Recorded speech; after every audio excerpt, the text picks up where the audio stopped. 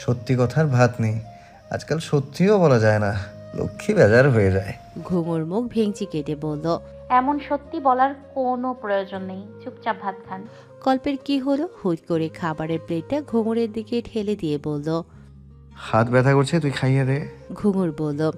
এভাবে কেউ চলে আসবে তো? আসলে আসবে, তাতে কি? না না না, আমার লজ্জা করবে। কল্প তেজ দেখিয়ে উঠে যেতে নিল, বলল। ঠিক আছে, তবে খাবো না। ঘুঙুর খপ করে হাত ধরে ফেলল, টেনে বসালো চেয়ারে, তড়িঘড়ি করে বলল। দিচ্ছি তো, শান্ত হয়ে বসুন। কল্প অগোচরে হাসলেও সরাসরি মুখ ফুলিয়ে রইল। ঘুঙুর গোমরা মুখ করে খাইয়ে দিচ্ছে। কল্প মাঝে মধ্যে খাওয়ার অজুহাতে ওর হাতে কামড় বসিয়ে দিচ্ছে।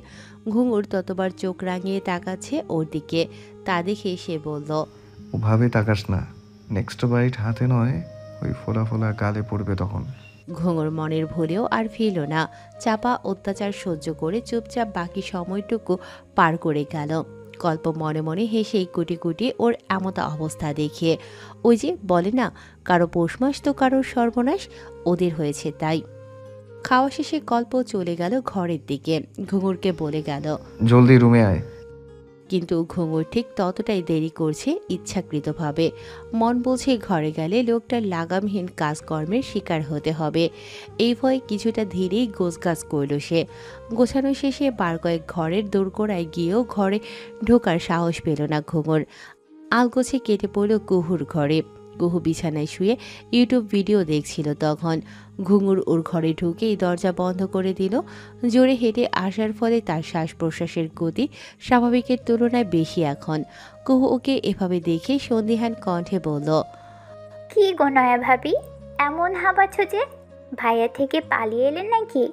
ঘুঙুর বিছানায় বসতে বসতে জবাব দিল। পালাবো কেন? তোর ভাই বাঘ না ভাল্লুক, আমাকে কি খেয়ে ফেলবে নাকি? কুহু দুষ্টু হেসে বলল। শুধু খেয়ে নেবে তা নয়, একেবারে গিলে খাবে তোমায়। ঘুঙুর চমকে উঠল এহেন সত্যি কথা কুহুর মুখ থেকে শুনে। সঙ্গে লজ্জা পেল, তৎক্ষণাৎ সজোরে কুহুর কান টেনে ধরে বলল। ফাজিল মেয়ে, মজা নেওয়া হচ্ছে। ভাবি ছাড়ো, লাগছে তো। ঘুঙুর ছেড়ে দিল, প্রসঙ্গ বদলে বলল। কি দেখছো ফোনে? কুহু বলল।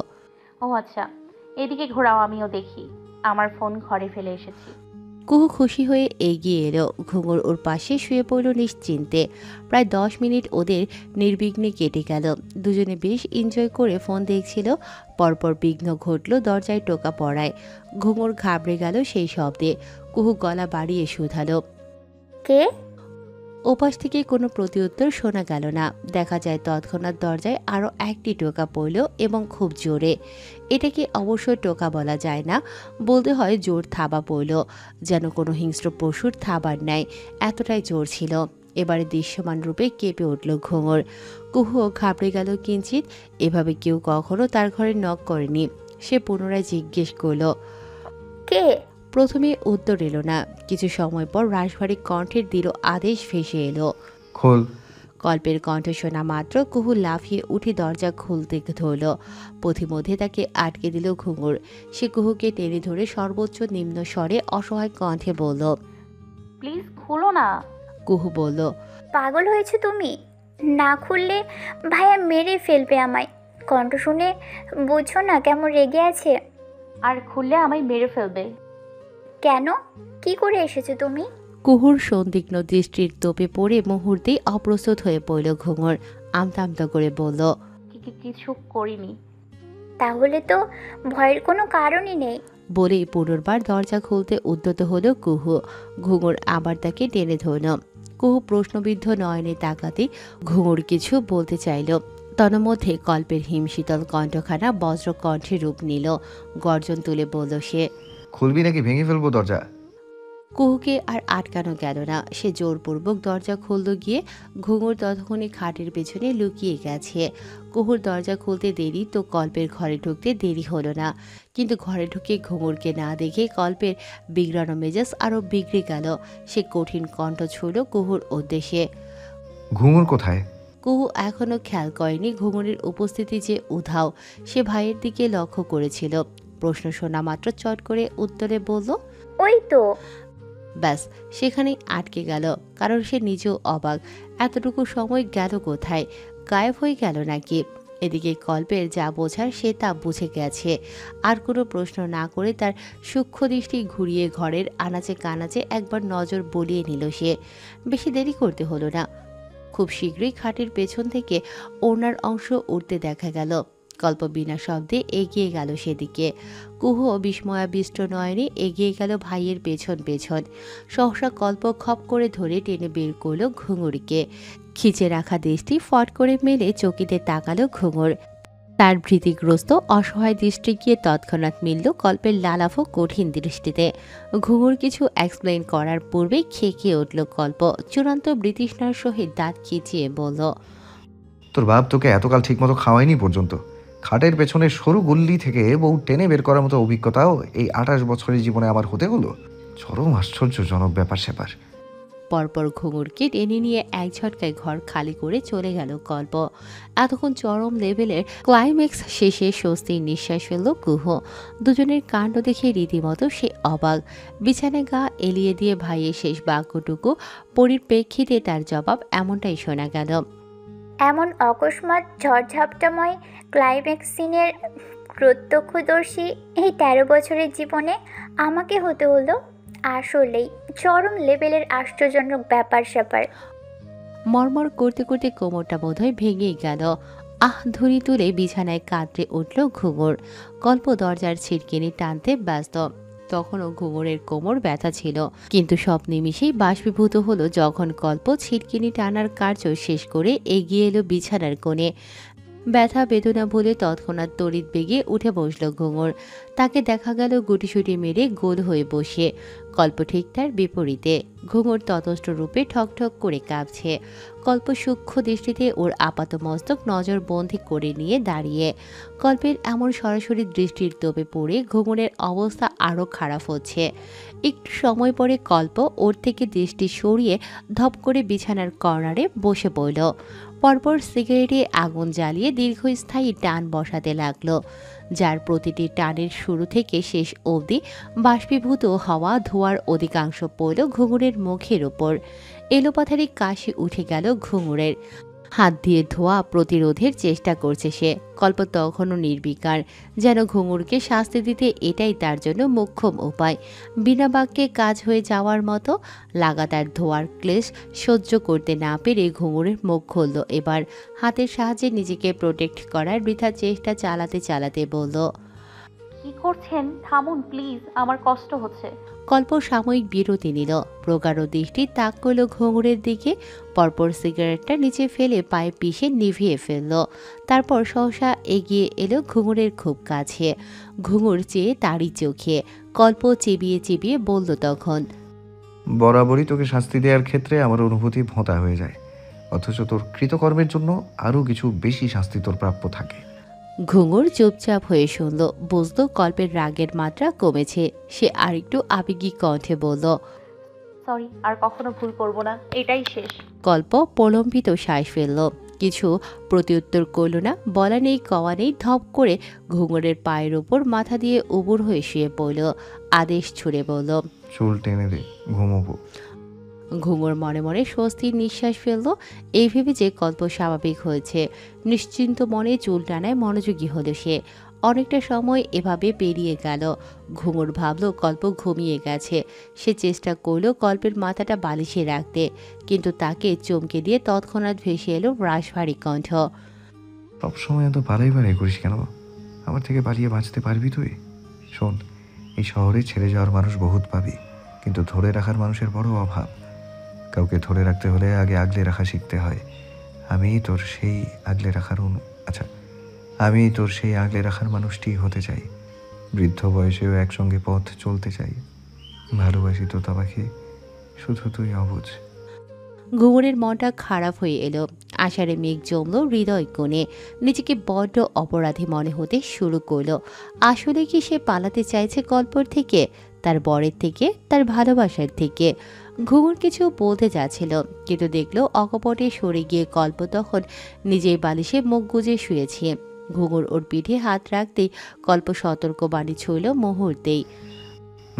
তোতা পাখি, আমি খুব টায়ার্ড, একটু ঘুমাই এখন। তুইও শুয়ে থাক, লেনা দেনা পরে চুকাবো। ঘুঙুর আর কিছু বলার সাহস করল না। কল্পের পাশ ঘেঁষে শুয়ে পড়ল, ইচ্ছেকৃতভাবে লেপ্টে রইল কাছাকাছি। কল্প ততক্ষণে ঘুমিয়ে। কুহুরটাকে ঘুম ভাঙল ঘুঙুরের। ঘড়ির কাঁটায় তখন রাত 8:06। ধরফড়িয়ে বিছানা ছাড়ল সে। আধার ঘনিয়ে এসেছে বুঝতে পেরে আতঙ্কিত কণ্ঠে বলল, এই কুহু, কটা বাজে বলতো? রাত হয়ে গেছে নাকি? ইস, কতক্ষণ ঘুমিয়েছি আমি। কুহু বলল, 8টা ওভার। বাট তাতে এত ঘাবড়ে যাচ্ছ কেন? তুমি ফ্রেশ হয়ে বসার ঘরে চলে এসো, একসঙ্গে নাস্তা করব।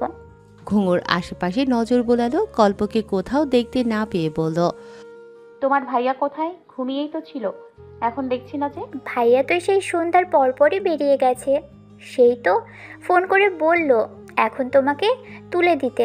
তুমি নাকি এখনো ঘুমিয়ে? ঘুঙুরের ললাটে চিন্তার ভাস, বলল, বেরিয়েছে? ও আচ্ছা, তুমি এগো, আমি ফ্রেশ হয়ে আসছি। কুহু সম্মতি জানিয়ে চলে গেল। ঘুঙুর ঢুকলো ওয়াশরুমে। তার মনটা কেমন বিষণ্ণ লাগছে। সে হয়তো চেয়েছিল ঘুম ভেঙে কল্পকে পাশে দেখবে। দুপুরের নে রাতে বাড়ি ফিরতেও লেট হলো কল্পের। জুবায়ের চৌধুরী আগেই ফিরেছেন। কল্প ফিরল 12টার পর। ঘুঙুর তখনও ড্রয়িং রুমে বসে। বাকিরা খেয়ে দিয়ে শুয়ে পড়েছে, তাকেও খেয়ে নেয়ার জন্য বলা হয়েছিল, কিন্তু তার অমত দেখে খাদিজা বেগম আর জোর করেননি। বরং কল্পের প্রতি ঘুঙুরের দায়িত্ববোধ বৃদ্ধির সঙ্গে সঙ্গে তার আনন্দের পরিধিও বৃদ্ধি পেয়েছে। এতদিন তো এটাই চেয়েছিলেন।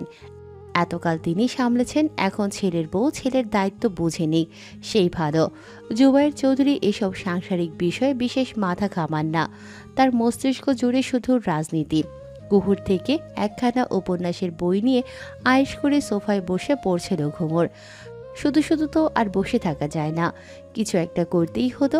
সঙ্গী হিসেবে বইটাকেই বেছে নিল সে। বাড়িতেও তার ব্যাপক সংখ্যক কাব্য উপন্যাস ছিল। ইতোমধ্যে মেন গেটে শব্দ শোনা গেল। ঘুঙুরের মনোযোগ বিঘ্নিত হলো। কল্প এসেছে বোধ হয়। প্রায়শই লেট করে বাড়ি ফেরার সুবাদে কল্পের নিকট একটা এক্সট্রা চাবি থাকে, যেটা ইউজ করে সে অনায়াসে যখন তখন বাসায় গমন করে ফেলে। ঘুঙুর এটা না জেনেই ছুটে গেল গেট খুলতে। দেখল কল্প ততক্ষণে দরজা আটকে বারান্দায় উঠে গেছে। দুজনে বেশ অপ্রস্তুতভাবে মুখোমুখি হলো। কেউ হয়তো এভাবে কাউকে আশা করেনি। অস্বাভাবিকতা কাটিয়ে কল্প ভ্রু কুঁচকে বলল, তুই এখনো জেগে? ঘুঙুর আমতা আমতা শুরু করল। কি বলবে বুঝে উঠতে পারছে না সে। হাত কসলাতে কসলাতে বলল, ওই এমনি। কল্প তার আপাত মস্তক সন্দিগ্ধ দৃষ্টিতে পর্যবেক্ষণ করে নিল একবার। পরপর ঘরের মধ্যে ঢুকতে ঢুকতে বলল, আয়। ঘুঙুর বিড়াল ছানার ন্যায় গুটি গুটি পায়ে এগিয়ে চলল বরের পিছু পিছু। ড্রয়িং রুম ক্রস করার সময় কল্পের নজর আটকালো সোফার ওপর মেলে রাখা বইখানার দিকে। সে সেখানেই দাঁড়িয়ে গেল। বইটা হাতে নিয়ে ঘুরিয়ে ফিরিয়ে দেখল প্রিয়সী। বইয়ের নামটার মধ্যেই একটা প্রেম প্রেম ব্যাপার আছে। সে আর চোখে একপল গুটিয়ে থাকা ঘুঙুরের দিকে তাকিয়ে নিল। পরপর বলল, এটা তুই পড়ছিলি? ঘুঙুর বলল। ওই একটু। কল্প ফের গমগমে আওয়াজে বলল, তো কি শিখলি পড়ে? ঘুঙুর থতমত খেয়ে গেল, বলল, তেমন কিছুই না। কল্প বইটা ধপ করে বন্ধ করল।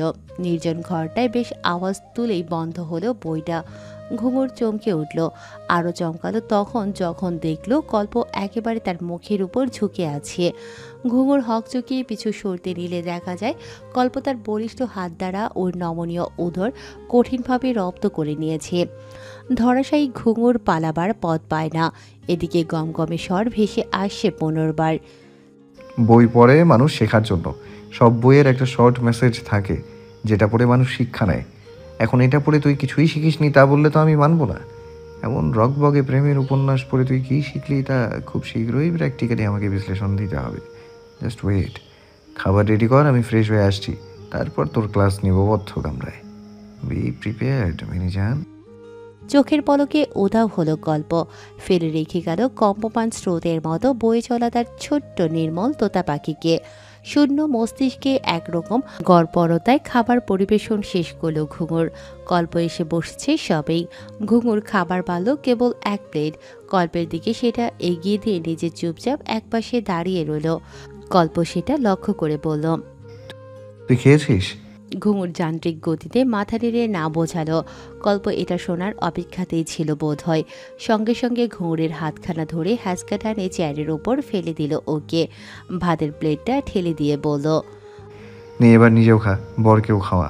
কঠিন দায়িত্ব, মনে কর এটাই তোর ফার্স্ট এক্সাম।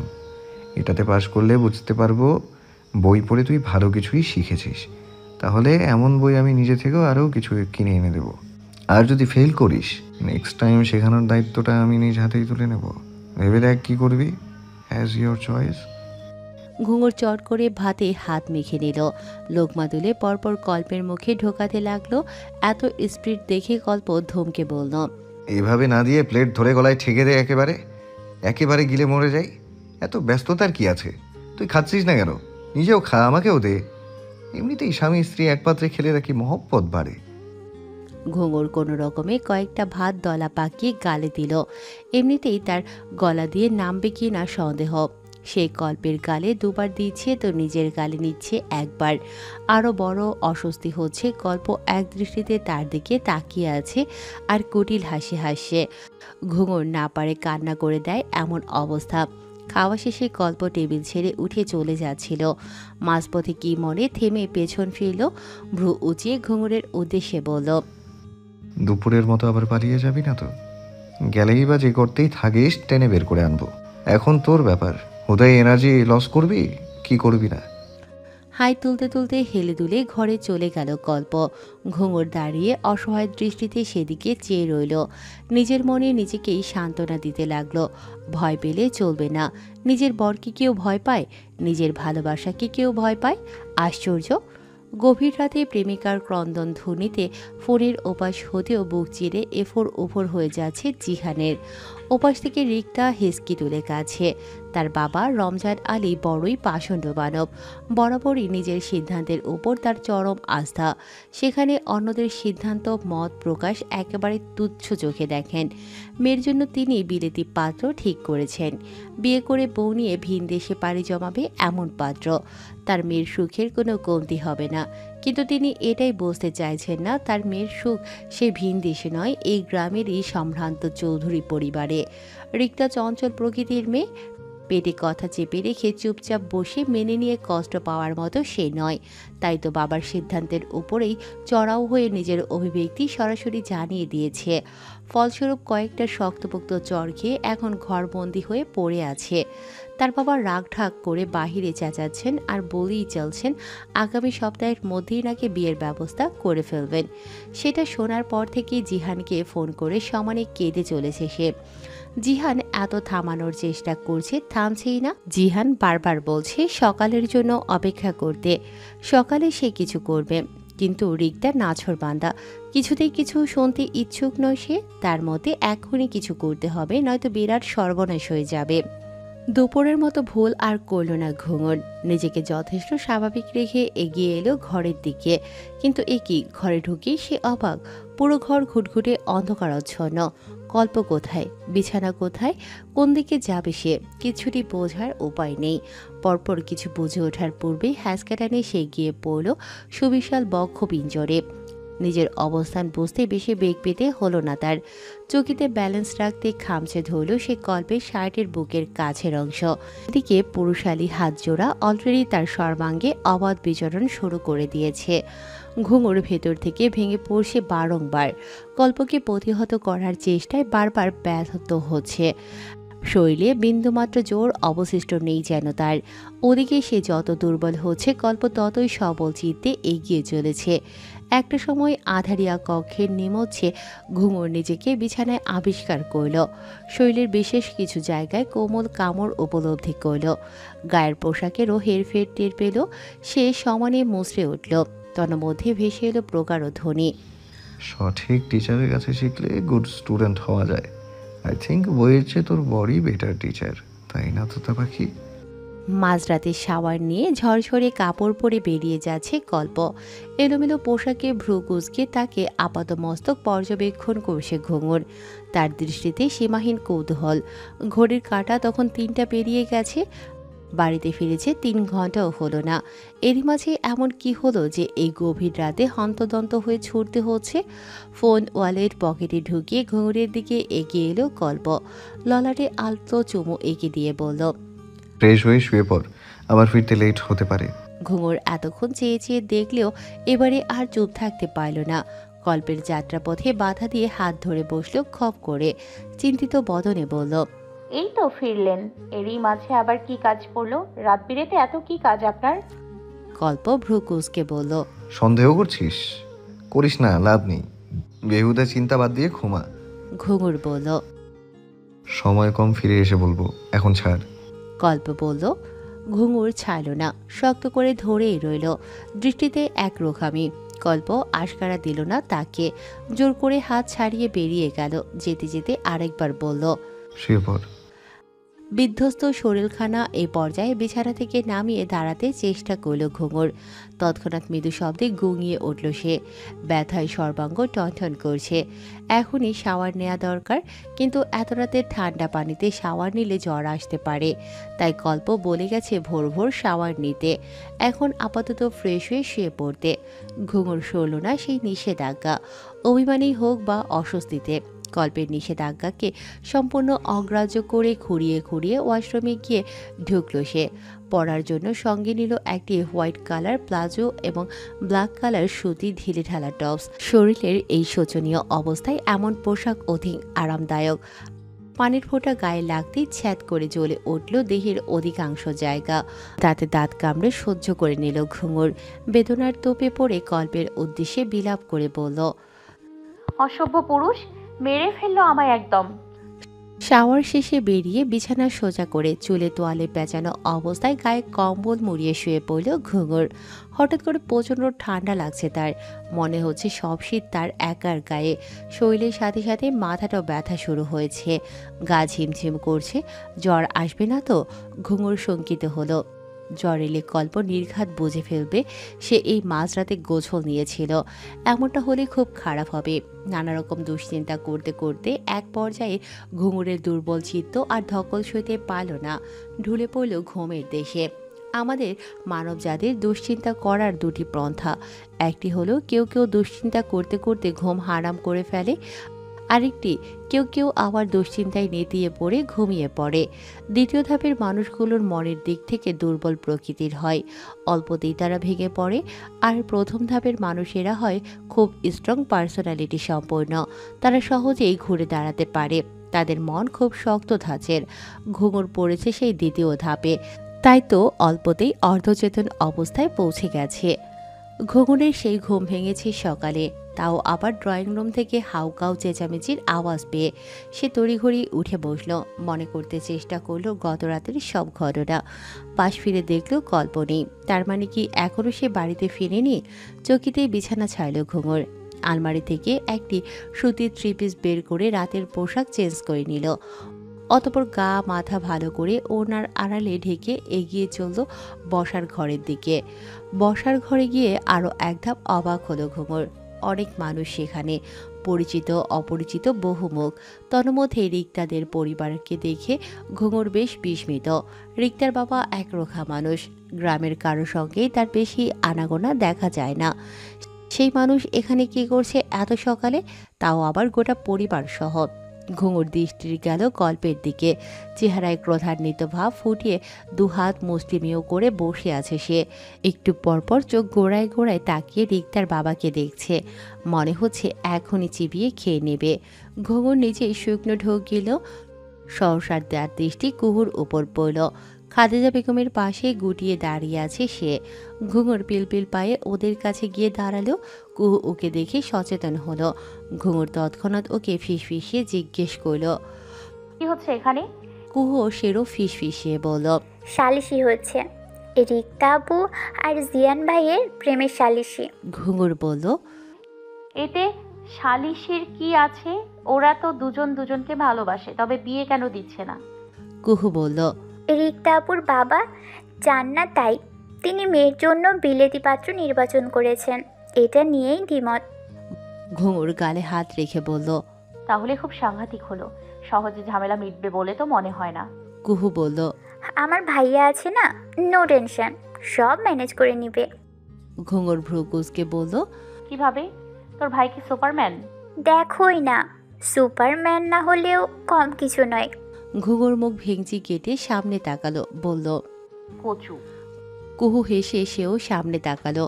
জুবাইর চৌধুরী নানাভাবে বোঝানোর চেষ্টা করছেন রিক্তার বাবাকে। চেয়ারম্যান হিসেবে একটি শান্তিপূর্ণ পরিবেশ স্থাপন করা তার দায়িত্ব। সেখান থেকেই তিনি খুব সতর্কতার সহিত কথাবার্তা এগোচ্ছেন। কিন্তু নাছরবান্ধা গল্প তার ধৈর্যের সীমা পেরিয়ে গেল করছে শুধু। কখন যে কেলেঙ্কারি করে বসে সেই আতঙ্কে খাদিজা বেগম। তন্মধ্যে তার আশঙ্কা সত্যি রূপান্তর হলো। গল্প গর্জন তুলল, বলল, নাটকবাজি হচ্ছে এখানে।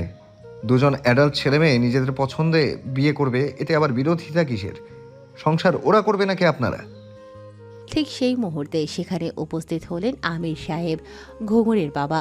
তাকেও ডাকা হয়েছে জরুরিভাবে। জুবাইর চৌধুরী ছোট থেকে নিজের বন্ধুকে নিজের থেকেও বেশি বিচক্ষণ মনে করেন।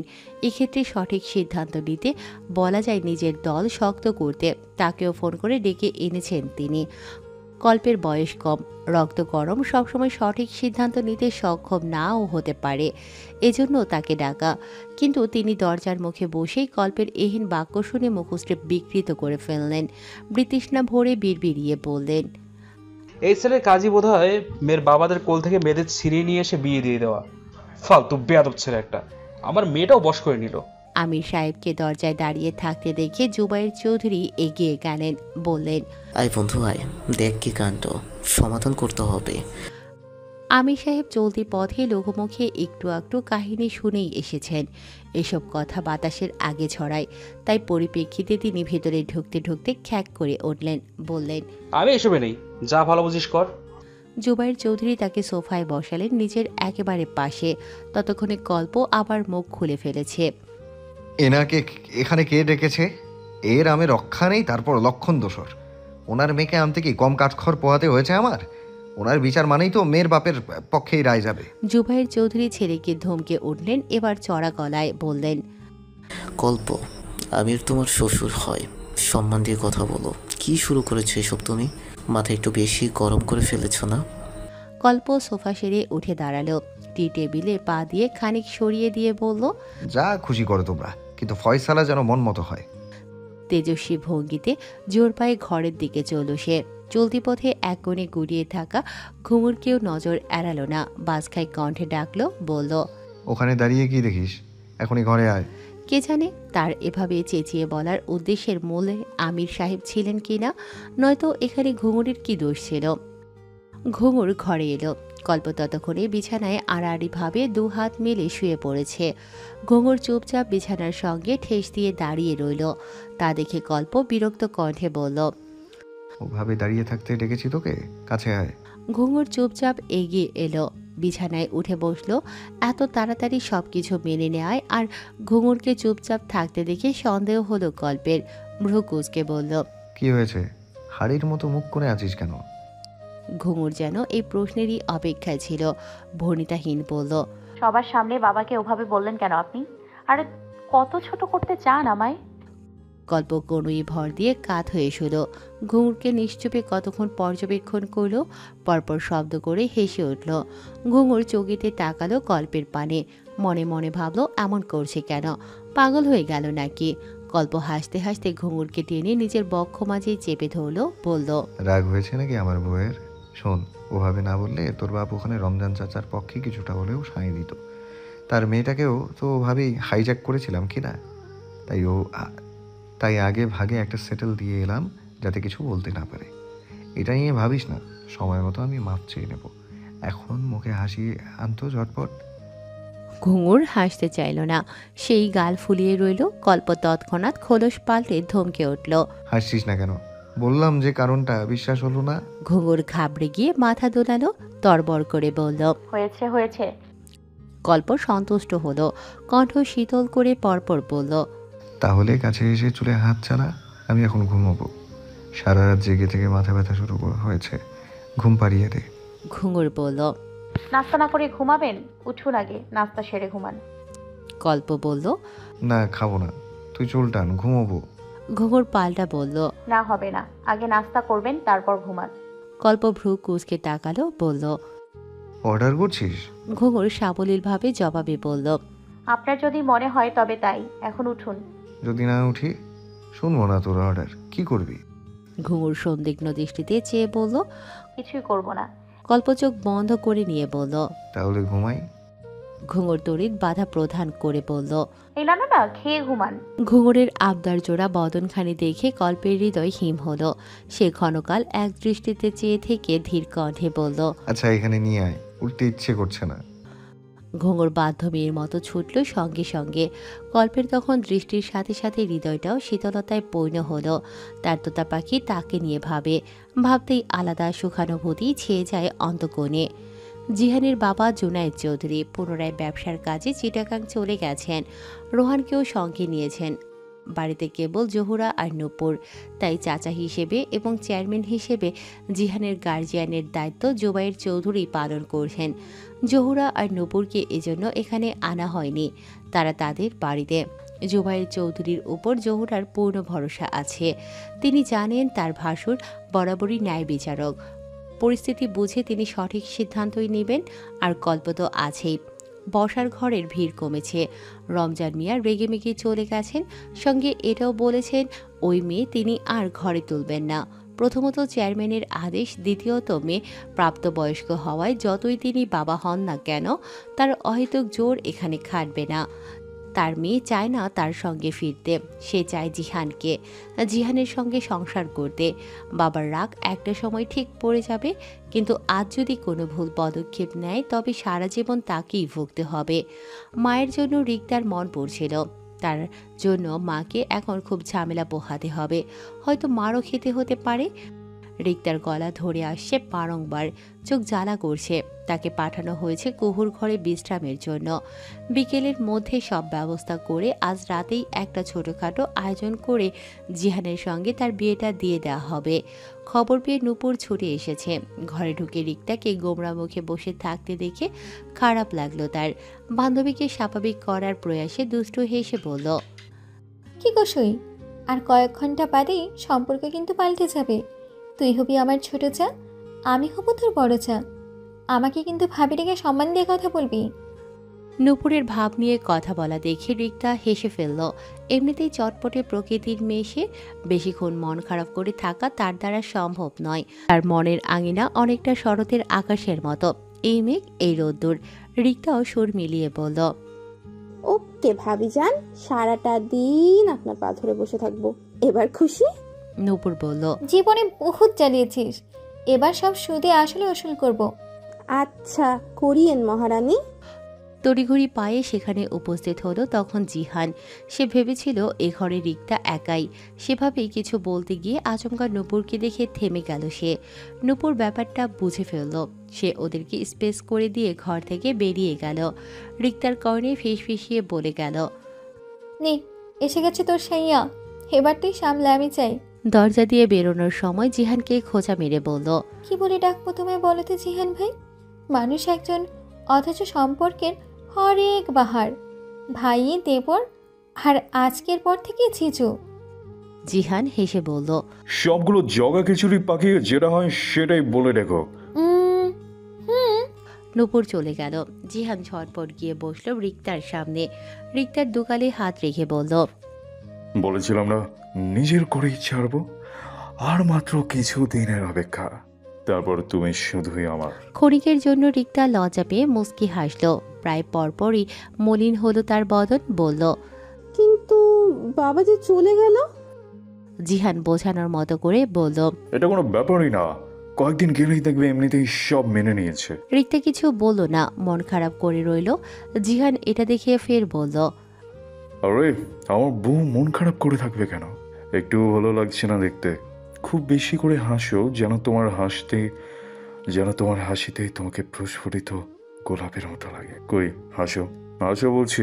রিক্তা হাসলো অল্প করে। জিহান সন্তুষ্ট হলো না তাতে, বলল। এভাবে হবে না, বেশি করে হাসো। রিক্তা সত্যি খুব বেশি করেই হাসলো। তা দেখে জিহান তার ললাটে আলতো চুমু এঁকে দিয়ে বলল। আমার লক্ষ্মী বউ। রিক্তার থেকে বিদায় নিয়ে জিহান চলে গেল। সময় কম, হাতে অনেক কাজ। বিকেলের মধ্যে সব জোগাড় করা কম কথা নয়। অলরেডি বেলা 12টা বেজে গেছে। নাস্তা নিয়ে ঘরে এসে ঘুঙুর দেখল কল্প ফোন টিপছে। এই দৃশ্য মুহূর্তেই মুখশ্রীর ভাব পাল্টে গেল তার। থালা বিছানায় রেখে বিরক্ত কণ্ঠে বলল, এখন আবার ফোন নিয়ে পড়েছেন? কল্প ফোনটা পাশে রেখে উঠে বসলো, বলল, এই তো উঠেছি, নে শুরু কর। ঘুঙুর ভ্রু কুঁচকে বলল, কি শুরু করব? কল্পের সাবলীল উত্তর, কি আবার খাওয়ানো? আপনি নিজে খেয়ে নিন, আমি ওদিকটায় যাই। সবাই বসে আছে, মায়ের একা গোছগাছ করতে কষ্ট হচ্ছে, আমি গিয়ে সাহায্য করি। কল্প বলল। বউ থাকতে নিজের হাতে খাবো আমি? অসম্ভব। ঘুঙুর অনুরোধ করলো, বলল, প্লিজ খেয়ে নিন। কল্প বিছানায় পুনরায় গা এলিয়ে দিতে দিতে বলল, ওকে, নিয়ে যাই, এগুলো খাবো না। ঘুঙুর তৎক্ষণাৎ টেনে ধরল তাকে, বলল, বসুন বসুন, দিচ্ছি খাইয়ে। পরোটায় আলু ভাজি ডিম মিলিয়ে ছিঁড়ে ছিঁড়ে একটু একটু করে কল্পের মুখে দিচ্ছে ঘুঙুর। তার বদন জুড়ে অস্থিরতা। বাবার সঙ্গে কথা বলার জন্য কি পরিমাণ অস্থির মেয়েটা, সেটা বুঝতে পেরেই কল্প সেই থেকে ওকে এটা আটকে রেখেছে। মায়াও লাগছে ওই মুখ দেখে। সে আর বেশি জ্বালাতন করল না ওকে। খাওয়া শেষে বলল, এদিকে সব মিটে গেছে? ঘুঙুর বলল, রমজান চাচা রেগে মেগে বাড়ি ফিরে গেছেন। তারা এই বিয়ে মানবেন না, রিক্তা আপুকে নাকি ত্যায্য করবেন। বাবা এসবে কান দেননি। তারা ঠিক করেছেন আজ বিকেলের মধ্যে গোছগাছ সেরে বিয়ে পড়িয়ে দেবেন। কল্প এতক্ষণে শুয়ে চোখ বন্ধ করে নিয়েছে। এমতো অবস্থায় বলল, আচ্ছা, আমি ঘুমালে 1:30টার মধ্যে ডেকে দিস। আর এখন গিয়ে তোর বাপের সঙ্গে মন খুলে কথা বল, কেউ বিরক্ত করবে না। আর এতক্ষণ তো খুব বিরক্ত হচ্ছিলি। ঘুঙুর প্রতিবাদ করে বলল। মোটেও এমনটা নয়। কল্প ওকে থামিয়ে দিয়ে বলল, হুম, তোতা পাখি, তর্ক নয়। আমি তোকে বুঝি, নতুন করে বোঝাতে আসিস না। এখন যা যা বললাম তাই কর। ঘুঙুর প্রলম্বিত শ্বাস ফেলে বেরিয়ে গেল। ছেলেরাও এতটা হিংসুক হয়? তার স্বামীকে না দেখলে হয়তো এটা কোনোদিন বুঝতই না সে। ঘরোয়াভাবে বিয়েটা সম্পূর্ণ হয়ে গেল। রিক্তা জিহান আজ থেকে নতুন সম্পর্কে আবদ্ধ হলো। ভালোবাসায় পূর্ণতার ছোঁয়া পেল দুটি মন। চৌধুরী বাড়ি আজ আনন্দিত। সারাদিনের পরিশ্রম শেষে জিহান রিক্তাকে দেয়া হয়েছে বাসর ঘরে। সম্পর্কের জের ধরে বড় হওয়ার সুবাদে কেউই আর ওদের বাসর ঘরে জ্বালানোর সুযোগ পায়নি। বাকি ছিল কুহু আর বৃষ্টি। তাদেরকেও গল্প আটকে দিয়েছে রিক্তার মনের অবস্থার কথা চিন্তা করে। মেয়েটার উপর দিয়ে কম ঝড় ঝাপটা তো বইছে না। ভেতরে ভেতরে তীব্র হাহাকার হৃৎপিণ্ড ছলকে উঠছে হয়তো। একদিকে পাওয়ার আনন্দ, অন্যদিকে হারানোর বেদনা। এই মুহূর্তে জিহানি পারবে ওকে স্বাভাবিক করতে। স্বামীর ছোঁয়া প্রতিটি মেয়ের জীবনে গভীরভাবে প্রয়োজনীয়। এতদিন প্রেমিক থাকলেও এখন জিহানও ওর স্বামী। নিশ্চয়ই প্রেমিকের থেকে স্বামীর গুরুত্ব কিঞ্চিত বেশি গ্রহণযোগ্য। 7 মাস পরের কথা। ঘুঙুর কোমরে ওড়না বেঁধে পাকা গিন্নিদের মতো রান্নায় ব্যস্ত। এই কমাসে খাদিজা বেগমের কাছ থেকে টুকটাক ভালোই রান্না শিখে নিয়েছে সে। আজ রান্নাঘর পুরোটাই তার দখলে। শাশুড়ি মা, ননদ সবার নো এন্ট্রি। আজ নাকি সে একা হাতে রান্না করে সকলকে খাওয়াবে। ডাইনিংয়ে অলরেডি অপেক্ষারত প্রতিটি সদস্য। এদিকে তার রান্নাও প্রায় শেষের পথে। ইতিমধ্যে হাঁক ছাড়ল গল্প। কই, আজ কি খাবার পাওয়া যাবে নাকি এভাবেই খালি পেটে পেট ভরাতে হবে? গল্প কথাটা দুষ্টুমির ছলেই বলেছে। তবুও খাদিজা বেগম তাকে ধমকে উঠলেন তৎক্ষণাৎ, বললেন, এসব কি বলছিস? কোথায় মেয়েটাকে উৎসাহ দিবি তা না করে জ্বালাচ্ছিস? গল্প বলল, মা, মজা করছিলাম তো। খাদিজা বেগম কপট রাগ দেখিয়ে বললেন, মজা করতে হবে না, হাসি হাসি মুখ করে থাক। রান্না যেমনই হোক সবাই আয়েশ করে খাবি এবং বলবি খুব ভালো হয়েছে। মায়ের সঙ্গে সহমত হতে পারল না গল্প, বলল, এটা ঠিক নয় মা। রান্না যেমন হবে আমরা ওকে তেমনটাই বলবো। ভালো হলে অবশ্যই ভালো বলবো, আর যদি খারাপ হয় তবে বুঝিয়ে বলবো, পরবর্তীতে আরও সতর্ক হওয়ার জন্য। এখনও শেখার সময়। এখন আমাদের কমপ্লিমেন্ট ওর জন্য ভীষণ দরকারি। আমরা মিথ্যা বললে ও মিথ্যাটাই শিখবে, আর যদি সত্যি বলি তাহলে ওর পরবর্তী যাত্রা আরও বেশি ভালো হবে। ঠিক বলিনি? জুবাইর চৌধুরী মুখ খুললেন। হ্যাঁ, গল্প কিন্তু ঠিক বলেছে খাদিজা। আমরা সর্বদা ওর সঙ্গে ভালো ব্যবহার করে বুঝিয়ে বললে ও যে কোনো বিষয় খুব সহজেই বুঝে যাবে এবং শিখেও যাবে। তবে আমার মনে হয় ঘুঙুর অল্পতেই ভালো কিছু করবে, এতটুকু আস্থা আমার ওর উপর আছে। খাদিজা বেগম বললেন, যা ভালো বুঝ ও করো তোমরা, কিন্তু দেখো আমার মেয়েটাকে যেন কষ্ট না পায়।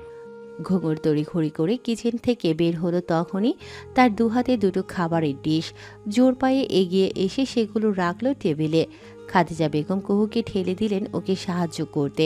কুহু এগোলে ঘুঙুর বলল, তার দরকার হবে না কুহু, আমি পারবো, তোমরা খেয়ে বসো। ঘুঙুর একে একে সবগুলো খাবার নিয়ে এসে ডাইনিংয়ে সাজিয়ে ফেললো।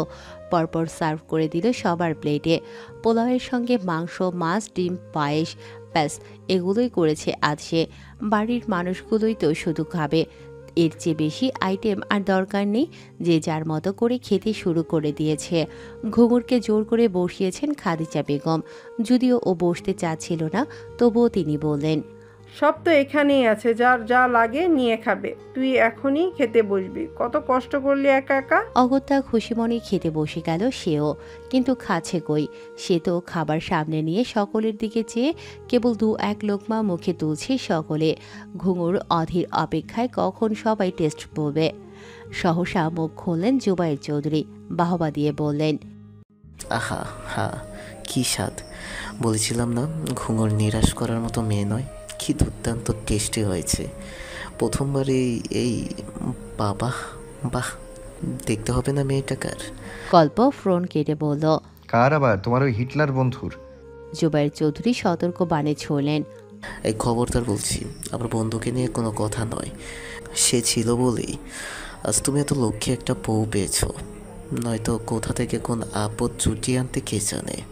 তোমার চয়েস আমার খুব ভালো করেই জানা আছে। হ্যাঁ, কল্প বলল, বলছো আমার চয়েস এতই খারাপ যে যে কোনো কাজে আগে আমাকে ডাকো? জুবাইর চৌধুরী পড়লেন দোটানায়, বললেন, ওই একটু সাপোর্ট করি আর কি। পাপ ব্যাটার খুনসুটি চলল আরও কিছুক্ষণ। ঘুঙুরের হঠাৎ আজ ভীষণ লজ্জা লাগছে। সে খাচ্ছে অল্প, সবাইকে দেখছে বেশি। খাদিজা বেগম তাকে মাথায় হাত বুলিয়ে আদর করে দিলেন। কুহু খুশি হয়ে বলল, ফাটিয়ে দিয়েছো ভাবি। ওয়েট, আমি তোমায় একটা গিফট দিব, রিটার্ন গিফট, ওকে? ঘুঙুর হাসল, কিন্তু যার মুখ দিয়ে প্রশংসা শোনার অপেক্ষায় সে এখনো বসে। এদিকে তার কোনো হেলদোল নেই। সে খাচ্ছে নিশ্চুপ মনে, নিজের মতো করে এটা সেটা নিয়ে এক মনে খেয়ে চলেছে। ঘুঙুরের হঠাৎ মন ভার হতে শুরু করলো। স্নিগ্ধ আননে কালো মেঘরাশি নামতে শুরু করলো। দেখা যায় শেষ পর্যন্ত কল্প খাওয়া শেষ করে উঠে গেল, কিছুই বলল না। যেতে যেতে শুধু খাদিজা বেগমের উদ্দেশ্যে বলল, মা, আমি একটু বাইরে যাব, ফিরতে রাত হবে, তোমরা অপেক্ষা করে থেকো না, রাতের খাবার খেয়েই আসবো।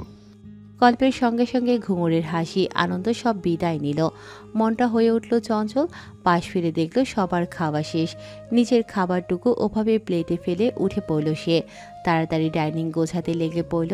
তন্মধ্যে খাদিজা বেগম বাদ সাধলেন, ওকে আটকে দিয়ে বললেন, এগুলো আমি তুলে নিচ্ছি, তুই খাওয়া শেষ কর আগে। ঘুঙুর অনাগ্রহে বলল, আমি আর খেতে পারবো না, তুমি যাও, আমি এগুলো গুছিয়ে নিচ্ছি। খাদিজা বেগম কিছু আন্দাজ করতে পারলেন হয়তো। তিনি জোর করে ঘুঙুরকে সরিয়ে দিয়ে বললেন, সারা দিন খেটে খুঁটে শরীর ক্লান্ত, এর জন্য বোধহয় খেতে পারছিস না। আচ্ছা বেশ, এখন ঘরে যা। কল্প বেরোবে বলল, দেখ ওর কিছু লাগে কিনা, তারপর রেস্ট নিয়ে পরে আবার খেয়ে নিস। ঘুঙুর বলল, আমি এগুলো তুলে যাই। খাদিজা বেগম তৎক্ষণাৎ চোখ রাঙিয়ে উঠলেন। তা দেখে ঘুঙুর মিইয়ে গেল একদম। বলল, ঠিক আছে, যাচ্ছি। কোথায় যাচ্ছেন? শার্টের বোতাম আটকাতে আটকাতে পেছন ফেলল কল্প। দেখল বউ তার কোমরে হাত বেঁধে দাঁড়িয়ে উত্তরের আশায়। পুনরায় ঘুরে গিয়ে আয়নায় দেখে দেখে চুল সেট করতে করতে তার জবাব, যাবো এক জায়গায়, তোর জেনে কি কাজ? ঘুঙুর বলল, আমার রান্না এতই খারাপ হলো যে একবেলা গলা দিয়ে নামতে না নামতেই আর একবেলা বাইরের খেতে ছুটতে হচ্ছে। আগে বলেই হতো, করতাম না এই ছাতার মাতার রান্না। কল্প ভ্রু কুঁচকে ফেলল। আয়নার মধ্যে থেকে দৃষ্টি রাখলো ঘুঙুরের চোখে। বলল, তোকে কে বললো তুই ছাতার মাথায় রেঁধেছিস? কেউ বলেনি বলেই তো বুঝতে সুবিধা হয়েছে। জান, আপনি আর খেতে হবে না আমার রান্না। আমি আর কখনোই কিচেনে ঢুকবো না, কখনোই না। নিজের পরিপাটি গেট আপ আরেকবার আয়নায় দেখে নিয়ে ঘুরে দাঁড়ালো কল্প। দু কদম এগিয়ে ঘুঙুরের একেবারে মুখোমুখি দাঁড়ালো সে।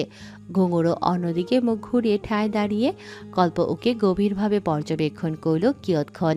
পরপর ওর চিবুক চেপে ধরে মুখোমুখি মুখ ঘুরিয়ে আনলো, বলল, ছাই কচু যাই রাধিস এরপর থেকে রোজ তোকেই রান্না করতে হবে। কজ আমি অন্য কারো হাতের রান্না খাবো না। মায়েরও বয়স হয়েছে, এখন একটু বিশ্রামের প্রয়োজন হয়। বউ যখন তার মাশাআল্লাহ রান্না করে তখন তাকে আর কষ্ট করতে হবে কেন? কি তাই না? ঘুঙুর গাল ফুলিয়ে বলল। পারবো না। কল্প ওর ফোলা গালে টুক করে চুমু খেয়ে নিল, হেসে দিয়ে বলল। পারতেই হবে, নয়তো আমার বাবুরা বলবে তাদের মা অকর্মার ঢেকি, কিচ্ছু পারে না। ঘুঙুর ব্যঙ্গ করে বলল। বাবু এলো কোথা থেকে যত সব? কল্প ওর গালের একপাশে ঠোঁট ঘষতে ঘষতে বলল। আসবে, খুব শীঘ্রই আসবে। রোহান বাবা হয়ে যাবে আর আমি কি বসে বসে আঙ্গুল চুষবো? আমিও বাবা হব আজ রাতেই। পুরোপুরি কথা শেষ করার আগেই ঘুঙুর ওকে ধাক্কা মেরে সরিয়ে দিল, ক্ষিপ্ত কণ্ঠে বলল। অসভ্য লোক, এটা কি কোনো কম্পিটিশন? আর কি বললেন আপনি? রোহান ভাই বাবা হচ্ছে মানে কি? আপু প্রেগনেন্ট? সত্যি আপনি আগে কেন বলেননি আমায়? হ্যাঁ, আমি এখনই কল করছি আপুকে। ঘুঙুর ছুটে টেবিলের কাছে যাচ্ছিল ফোন নিতে, কিন্তু তাকে আটকে ধরল কল্প। পেছন থেকে জড়িয়ে ধরল আষ্টে পিষ্টে, বলল। এত কথা জানি না, আমারও বেবি চাই। এখন ছুটছ ছোট, রাতে বাড়ি ফিরে নেই, ছোটাছুটি একদম বন্ধ করে দেব, কোমরে বেড়ি পরিয়ে দেবো একদম। ঘুঙুর কনুই দিয়ে কল্পের পেটে আলতো গুঁতা দিল, বলল। মুখে লাগাম দিন। বাচ্চার বাপ হওয়ার এত শখ যখন, তবে আগে সভ্যতা শিখে নিন, তারপর ভেবে দেখব। নয়তো আমার বাচ্চাগুলোও আপনার মতোই ঠোঁটকাটা হয়ে যাবে। কল্প আরও কিছু বলতে চাইছিল, তন্মধ্যে তার ফোন বেজে ওঠায় আর পারল না। ফোনের কাছে যেতে যেতে বলল। শালার কল আসার আর সময় পেল না। ফোনের স্ক্রিনে জিহানের নাম, সঙ্গে সঙ্গে রিসিভ করলো সে। ওপাশ থেকে তাড়া দিচ্ছে তাকে যাওয়ার জন্য, আসছে বলে কল কাটলো সে। ঘুঙুর প্রশ্নাত্মক দৃষ্টিতে চেয়ে তড়িঘড়ি করে ফোনটা পকেটে ঢুকিয়ে ঘুঙুরের কাছাকাছি এগিয়ে এলো কল্প। চটপট ললাট মাঝে একটা শক্ত চুমু খেয়ে বলল। রোহানের নিউ লাইফ সেলিব্রেট করতে যাচ্ছি। রাতে ওখানে যা যা খাওয়া হবে তাতে করে বাসায় এসে খাবার খাওয়ার মতো অবস্থা থাকবে বলে মনে হয় না। তখন শুধু তোকে খেয়ে রাত কাটাতে হবে। তৈরি থাকিস তোরা পাখি। ঘুঙুরকে আর কিছু বলার সুযোগ না দিয়ে কল্প লাফিয়ে বেরিয়ে গেল। যেতে যেতে আরও বলল। আমার ভাগের খাবার ফ্রিজে তুলে রাখিস, কাল খাবো। একা সব খেয়ে নিস না যেন। ঘুঙুর সেসবের কোনো উত্তর দিল না। সে করলো অন্য প্রশ্ন, বলল। এই, ওখানে কি খাওয়া দাওয়া হবে বলে যান। উল্টো পাল্টা কিছু খেলে কিন্তু খবর আছে। আমি কিন্তু কোনো মাতালকে ঘরে জায়গা দিব না, বলে দিলাম। কল্প চলে গেলে দুম করে বিছানায় বসে পড়ল ঘুঙুর। ফোন হাতে নিল নূপুরকে কল করবে বলে, কিন্তু তার আগে সে নিজেই চমকে উঠল। ফোনটা হাতে নেওয়ার সঙ্গে সঙ্গে বেজে উঠল। ঘুঙুর চমকিত দৃষ্টিতে দেখল বৃষ্টির নাম স্ক্রিনে ভাসছে। রিসিভ করতেই ওপাশ থেকে শুরু হলো ভ্যা ভ্যা কান্নার ধ্বনি। 2 মিনিট এভাবেই চলল। সহসা ধমকে উঠল ঘুঙুর, বলল। এই, তুই তোর রেডিও বন্ধ করবি নাকি আমি কল কেটে দিব? বৃষ্টির ব্যস্ত কণ্ঠে শোনা গেল তখন। এই, তুই আমার বন্ধু না শত্রু? বন্ধুর এমন দূর অবস্থায় কোথায় সান্ত্বনা দিবি তা না করে হুমকি দিচ্ছিস? ঘুঙুর খ্যাক করে উঠল, বলল। এই নটাঙ্কি নাটক ছেড়ে কি হয়েছে সেটা বল। বৃষ্টির আহাজারি শোনা গেল। কি হয়নি সেটা বল দোস্ত। ওই যে অভ্র স্যার আছে না, ওই কোচিংয়ের সেই খাটাসটা আমার বাড়িতে বিয়ের প্রস্তাব দিয়ে হাজির হয়েছে। বৃষ্টির নাকি কান্নার সুর পুনরায় শোনা যাচ্ছে। ঘুঙুর বিরক্তিতে চোখ মুখ কুঁচকে ফেলল, ধমকে বলল। এতে কান্নার কি হলো? অভ্র স্যার খারাপ কিসে? সুদর্শন, সুশিক্ষিত, বনিয়াদি পরিবার, খারাপ তো দেখছি না এর মধ্যে। বিয়ে করে নে। বৃষ্টি ছ্যাদ করে উঠল। এই, তুই জানিস না উনি কত রাগী? এমনিতেই সবসময় আগে কাচ্চা চিবিয়ে খাওয়ার চেষ্টায় থাকে। মেয়ে হলে তো একেবারে পানি দিয়ে ঢক ঢক করে গেলে খেয়ে নিবে। তখন আমার কি হবে রে? না না, আমি এই বিয়ে করছি না। ঘুঙুর বলল। তোর কথা ছাড়, আন্টি কি বলেছেন ওনাদের? বৃষ্টি আরেক চোট কেঁদে বলল। শুধু আমি নই, বাড়ির শুধু সবাই মত দিয়েছে। একটা বার আমার মতামত নেওয়ার প্রয়োজন বোধ করলো না। এই কেমন অবিচার! এই থাম তুই। তার মানে বিয়ে ফাইনাল? শুধু রাতটা পোহাতে যতক্ষণ, সকালেই আমি পটলা পুটলি বেঁধে নিয়ে হাজির হচ্ছি। ওয়েট, একেবারে আংটি বদল থেকে শুরু করে বাসর ঘর অব্দি ঢুকে তবেই ছাড়বো। বৃষ্টি চেঁচিয়ে উঠল। মর মর, আমাকে মেরে তারপর তোরা সবগুলো মর। টুট টুট টুট। লাইন কেটে গেল। এদিকে বিছানায় গড়াগড়ি দিয়ে হাসছে ঘুঙুর। সহসা তার মনে পড়ল কল্পের কথা। কল্প যে পাগল, তাকে কি ওভাবে যেতে দেবে? দেখা যায় বিয়ের দিন হয়তো সঙ্গে করে নিয়ে যাবে, আবার সঙ্গে করে ফেরত আনবে। তার নাকি আবার বউ ছাড়া ঘুম হয় না। নানা রকম রঙিন স্বপ্ন ভাবতে ভাবতে লজ্জায় মুখ ঢেকে নিল ঘুঙুর। রাত হলো গভীর। ঘুঙুর ঘুমিয়ে গাঢ় নিদ্রায়। আকস্মাৎ কর্ণকুহুরে দুটি শব্দ এসে হানা দিতে চমকে উঠল সে। ফাঁকা উদূরে অনুভব করল পুরুষালী থাবা। পুরুষ গরণটি শরীরের ওপর সম্পূর্ণ ভার ছেড়ে দিতে নিস্তেজ হয়ে পড়ল ঘুঙুর। তার সর্বাঙ্গ কাঁপছে ঠকঠকিয়ে, কর্ণে কেবলই বাজছে, ভালোবাসি তোতা পাখি, শুধু তোকে।